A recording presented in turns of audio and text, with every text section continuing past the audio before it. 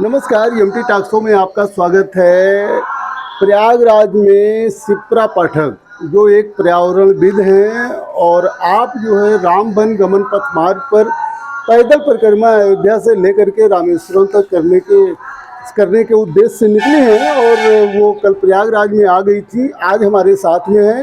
आज हम शिप्रा पाठक से बातचीत करेंगे कि कैसे पर्यावरण पर वो काम करती हैं, राम वन गमन पथ मार्ग पर कैसे जो है उन्होंने चलने का निर्णय लिया है, उनका क्या उद्देश्य है और क्यों जो उन्होंने ये स्टेप उठाया है। शिप्रा जी, आपका हमारे टॉक शो में बहुत बहुत स्वागत है। जय सिया राम।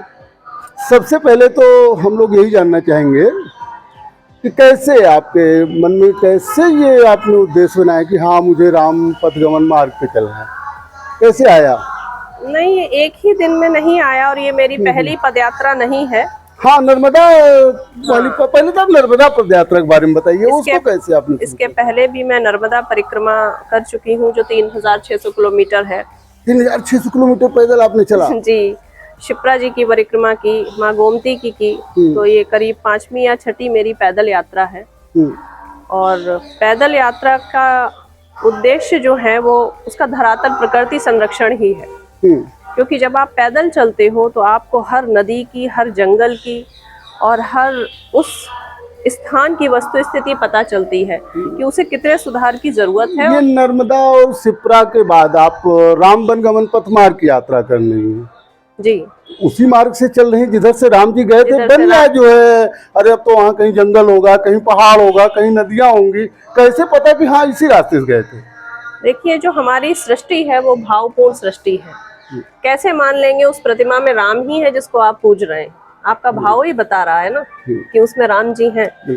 तो हम जो है उन्होंने स्थानों को चयनित कर रहे हैं जहां राम जी ने आश्रय लिया था। जैसे यहाँ भारद्वाज ऋषि के यहाँ वो रुके थे, तो हम श्रृंगवेरपुर से भारद्वाज ऋषि के मार्ग की ओर चले हैं। आगे हम चित्रकूट की तरफ चलेंगे और उद्देश्य यही है कि राम जानकी के पथ पे कुछ आध्यात्मिक संकेतों को समझा जाए, संदेशों को समझा जाए, लेकिन इसके साथ साथ राम जी के समय का भारत ही विकसित हो, जो हरा भरा भारत था, जो जंगल से भरा हुआ था, जहाँ नदियाँ कल अरे एक बात बताइए शिप्रा जी, आपको वाटर वुमन क्यों कहा जाता है? ये तो आप सबसे ही मुझे ये नाम मिला हुआ है। ये तो आप खुद लिखती हैं, आपके सोशल मीडिया पे देखा हमने। वो लिखना इसीलिए शुरू किया कि जब ये नाम मिल गया तो मुझे बहुत अच्छा भी प्रतीत हुआ कि कब मिला? पानी के नाम से जाने जाना ये अपने आप में एक सिद्धि हो जाती है। जल ही जीवन है। जल ही जीवन है। अभी सबका जीवन बनने की कोशिश कर रहे हैं। बड़ा धन्यवाद। क्यों आखिर आपको किसने दिया ये नाम? ऐसे एग्जैक्टली तो नहीं पता कि पर्टिकुलर किसी व्यक्ति ने दिया, लेकिन बात करते करते कई सारी न्यूज आप जैसे ही किसी अच्छे पत्रकार बंधु ने छाप दी होगी और वहां से ये नाम उठा तो मुझे लगा कि जीवंतता से ये नाम सम्मिलित करना चाहिए। हमने आपके सोशल मीडिया पे देखा, पढ़ाई वढ़ाई बहुत किया है आपने और ब्लैकबेरी में आप कुछ थी भी 2014 से कुछ समय तक। क्या है ये, कितना आपने एजुकेशन लिया, क्या जो है कैसे कुछ बताइए? ग्रेजुएट हूँ मैं और आजकल बहुत लोग पढ़ाई करते हैं क्योंकि बीते वर्षों में हमने शिक्षा पर बहुत ध्यान दिया है, करियर पे बहुत ध्यान दिया है, लेकिन इसके लाभ के साथ साथ हानि भी है क्योंकि हम करियर तक ही रह गए, उसमें हमारे नैतिक मूल्य बिखर रहे हैं। अब कितने प्रतिशत मार्क्स आएंगे हम इस पे ध्यान देते हैं, लेकिन कितनी संस्कृति बची है, कितना पर्यावरण बचा है, इस पर कोई ठोस कदम हम नहीं उठाते। मोरल स्टडी तो बचपन से पढ़ाई जाती है। कितने लोगों में आप देखते हैं कि ये भाव है कि वो अगर पानी बह रहा है कहीं तो टंकी भी बंद कर दे, कोई पेड़ सूख रहा है तो जल अभी दिल्ली में चाकू मार रहा था एक व्यक्ति किसी को, सब लोग तमाशा बन के देख रहे थे। कौन जाए वहाँ चाकू खाने? अपने प्रश्न का उत्तर आप ये चीज कैसे डेवलप होगा? कोई अगले को भी लग सकती है ना। मान लिया कहीं गोली चल रही है, कोई आम आदमी जो निहत्था है वो गोली के सामने कैसे खड़ा होगा? इस भय से कि मुझे कुछ हो जाएगा, मुझे मार्ग पे नहीं निकलना चाहिए, मैं ऐसे नहीं मानती। जब जोखिम आप लेंगे तभी कुछ ना कुछ सुधार आएगा। मैं उतने जोखिम लेके ही घर से निकली हूँ और 12 लाख पौधे हमारी संस्था ने उन जोखिमों को लेके ही लगाए हैं। शिप्रा जी, ये बताइए, आप जो है पर्यावरण पे काम कर रही है, पर्यावरण संरक्षण के किस तरह के पर्यावरण? 2-3 तरीके के, जैसे आज तो हमारे यहाँ ध्वनि पोल्यूशन भी है, आज हमारे यहाँ एयर पोल्यूशन भी है, आज हमारे यहाँ पोल्यूशन के तमाम प्रकार है जो पर्यावरण को हमारे जो है नुकसान पहुँचाते हैं।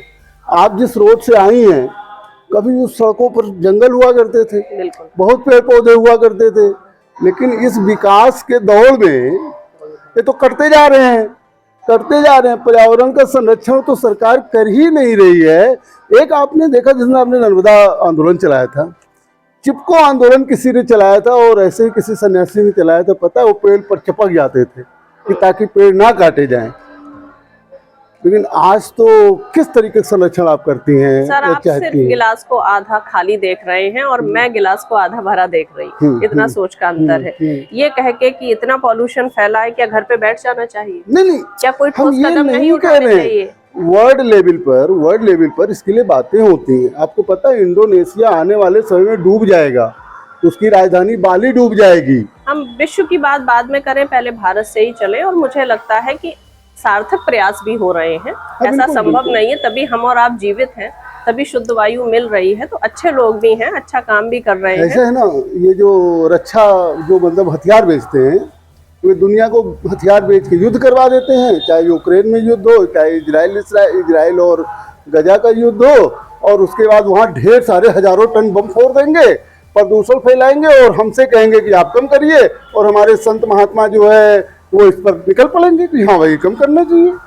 ऐसा है सर, जो मेरे अधिकार क्षेत्र में आएगा, मैं अपनी सामर्थ्य से अपनी सहभागिता दूंगी। मैं जानना चाह हमारी धुनी क्या है? मैं जानना चाह रहा था शिप्रा पाठक जो है वो किस तरह से संरक्षण करती है।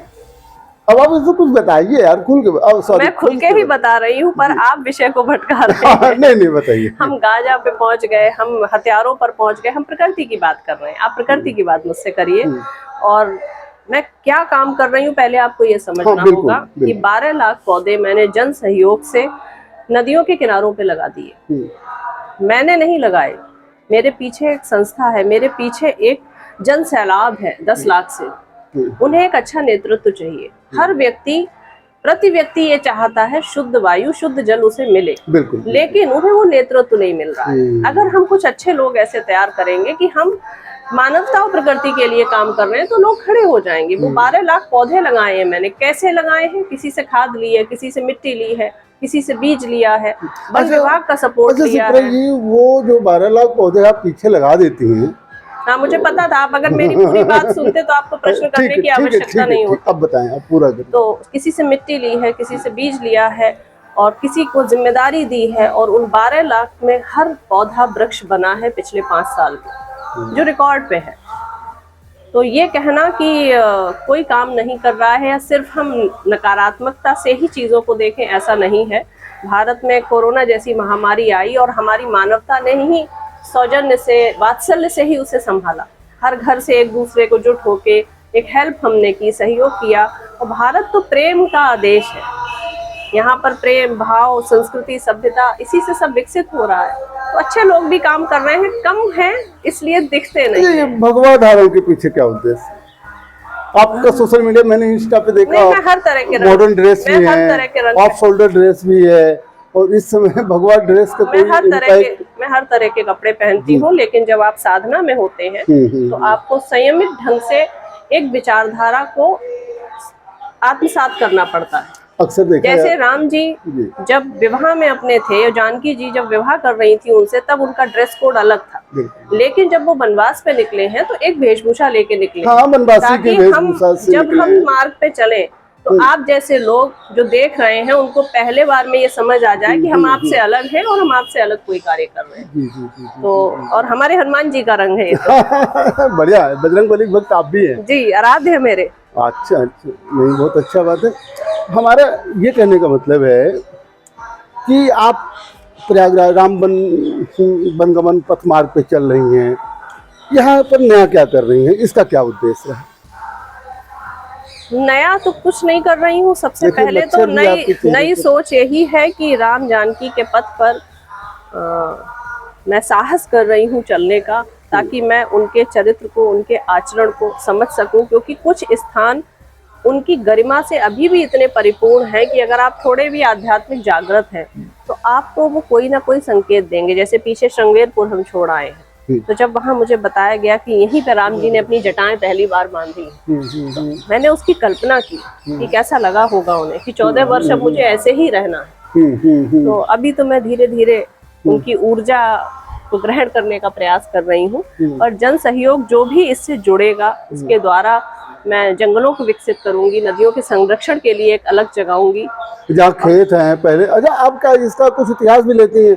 हाँ साहब यहाँ जंगल थे, अब फिर जंगल होने चाहिए, पता लगा खेत बन चुका है, आश्रम। नहीं, वहाँ जंगल क्यों होने चाहिए? ये तो अच्छा नदियों के किनारे आप तो एक अटपटी सी बात है, लेकिन रामपथ गमन मार्ग पे आप चल रही हैं, क्या आप फिर पेड़ और लगवा रही हैं? नहीं, अभी तो संभव नहीं होगा चलना। अभी तो हम उस पथ पे चलते हुए देख रहे हैं, कहाँ संभावना है। जहाँ पर नीचे पानी होगा वहीं से तो आप पानी निकालेंगे, ये तो हठधर्मी है कि कहीं से भी पानी निकालना है। सही बात है। तो मैं ये देखते हुए चलूंगी कि कहाँ लोग प्रकृति के प्रति जागरूक हैं और कहाँ उन्हें उस नेतृत्व के देने के बाद उनको और एक मार्ग पे डाला जा सकता है नदियों के संरक्षण के लिए। आपको प्रेरणा कहाँ से मिली? मुझे लगता है प्रकृति स्वयं ही चयनित करती है, ये आप नहीं करते, क्योंकि ये जो सिर्फ ऋषि यात्राएं हैं जो जोखिम भरी हैं, जैसा कि आपने कहा कि बहुत मुश्किल है इस मार्ग पे चलना, तो ये प्रकृति का आदेश है और जब उसका आदेश हो जाता है तो चलना ही पड़ता है। तो मम्मी भाई सबके साथ निसंदेह ही? संस्कार तो काम आते ही हैं। आप जिस परिवेश में पले बड़े हैं, जन्म हुआ है, जो आपने शुरू के 10 साल में सीखा है, वो आपके पूरे जीवन पे हावी रहता है। तो घर का माहौल बहुत सनातनी था, संस्कृति युक्त था। हमें सिखाया गया था कि एक एक पेड़ की रक्षा करनी है, बिना अर्थ कोई पत्ता नहीं तोड़ना है, कोई पेड़ सूखा नहीं रह जाना है। तो ये हमारे जन्म से ही सिखाया गया, आज उसने बृहत रूप ले लिया। अपने यहाँ एक वैज्ञानिक थे जगदीश चंद्र बसु, उन्होंने सिद्ध भी किया था वैज्ञानिक तरीके से कि पौधों में भी जीवन है। और तो बहरहाल मैं ये जानना चाह रहा था कि आगे क्या, भगवत बसधारी करने के बाद राजनीति में भी आना है क्या? हम देख रहे हैं कि भाजपा से जुड़े हुए लोग ज्यादा आपका स्वागत कर रहे हैं। नहीं, सभी तरह के लोग मुझसे जुड़ते हैं और मैं ये सोच के किसी से नहीं जुड़ती हूँ वो भाजपा के हैं या कांग्रेस के। वो स्वयं आपकी राजनीतिक वो प्रकृति प्रेमी होना चाहिए, स्वयं आपकी राजनीतिक विचारधारा। आध्यात्मिक व्यक्ति को कभी अपने स्वयं के निर्णय नहीं लेने चाहिए। क्या राम जी ने 2 मिनट पहले सोचा था जब वो सिंहासन पे बैठने वाले थे कि अब वनवास निकलना पड़ेगा?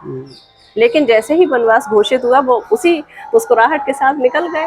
तो जीवन में हर आयाम मैंने वो खुले हुए छोड़ दिए हैं जिसमें ईश्वर का आदेश होगा।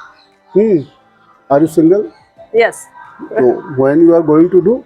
नहीं, अभी ऐसा तो कोई प्लान नहीं है। मैं प्रकृति को पहले दे अब चुकी हूँ। हाँ हाँ हाँ जी, मतलब प्लान ही नहीं है? नहीं, कोई प्लान नहीं। इफ प्रकृति will give you order permission, प्रकृति के ही आर्डर से करना, भगवान अगर आदेश करते हैं तो नहीं करेंगे। अच्छा नहीं करेंगे? इतना संवाद हमारा होता है उनसे। ओह क्या बात है, क्या बात है।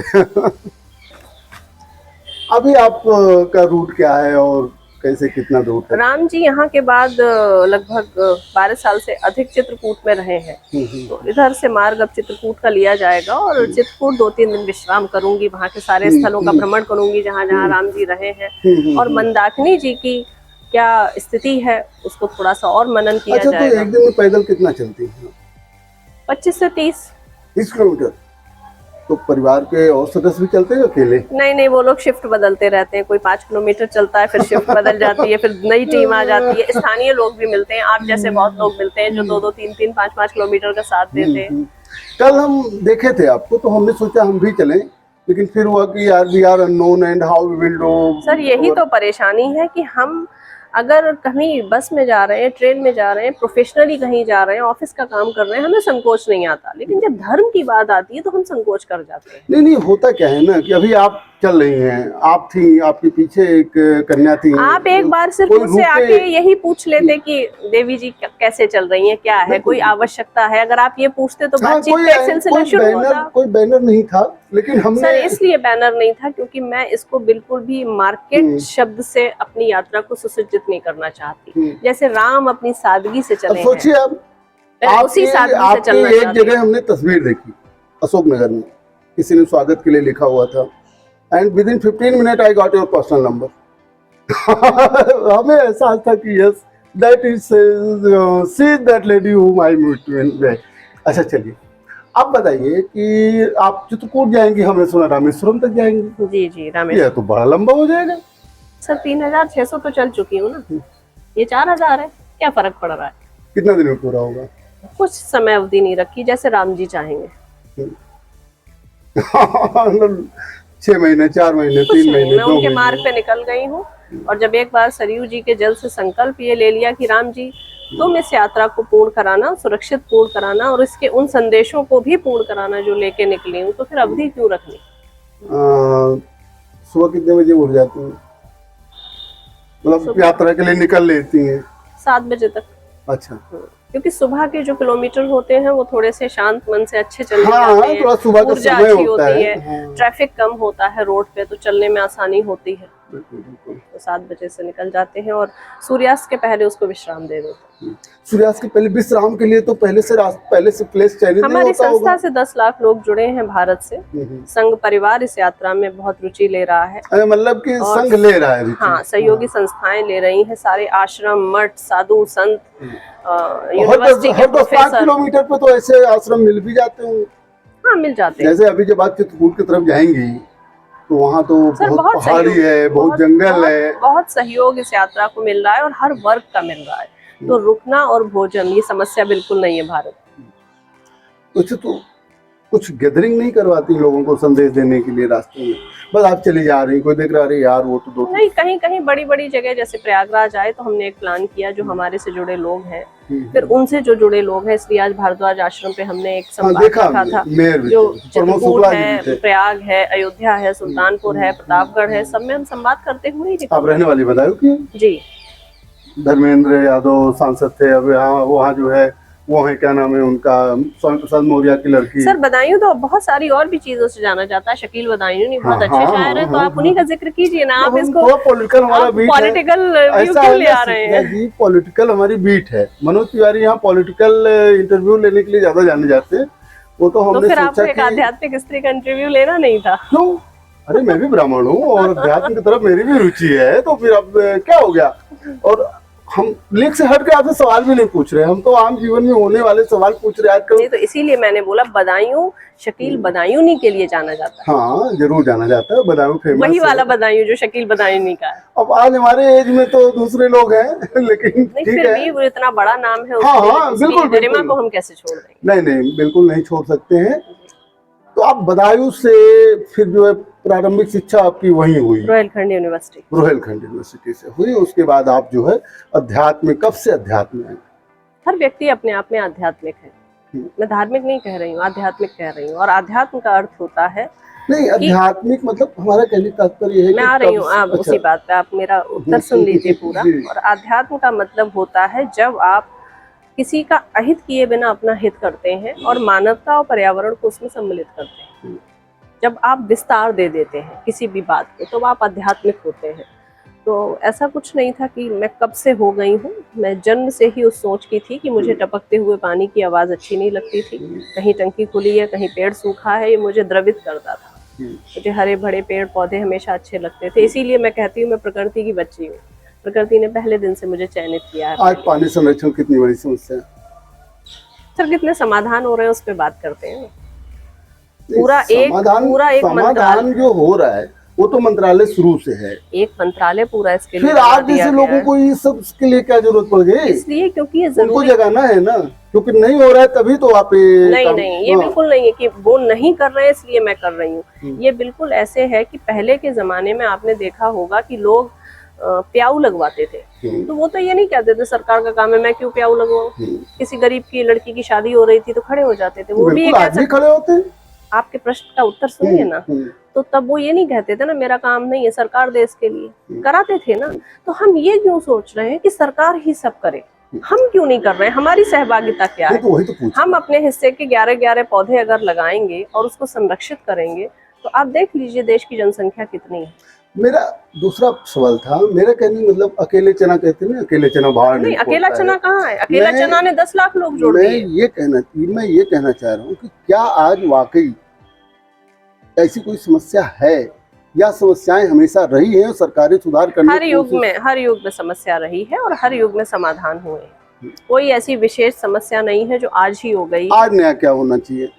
हमें जागरूक है पर क्रियान्वयन होना चाहिए। हमें ये पता है कि जल संरक्षण होना चाहिए, लेकिन अभी आप जैसे और हमारे जैसे घरों से नवरात्रि के बाद पॉलिथीन में हवन सामग्री पैक होती है और नदी में डाल दी जाती है। इसके सुधार की आज भी हमारे एक सहयोगी ने डाला है। तो सरकार क्या करेगी? ये आपकी नैतिकता है ना, आपको नहीं समझ में आ रहा है, आप पढ़े लिखे लोग हैं। तो ये अच्छा किया आपने सवाल उठा दिया।